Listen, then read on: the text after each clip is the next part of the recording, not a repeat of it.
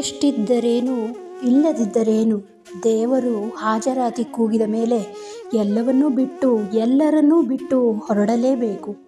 ಇದರಲ್ಲಿ ನಾನು ಹೊರತಲ್ಲ, ನೀವು ಹೊರತಲ್ಲ. ಮುನಿಸೇಕೆ ಮನವೇ ಈ 4 ದಿನದ ಬದುಕಿನಲ್ಲಿ.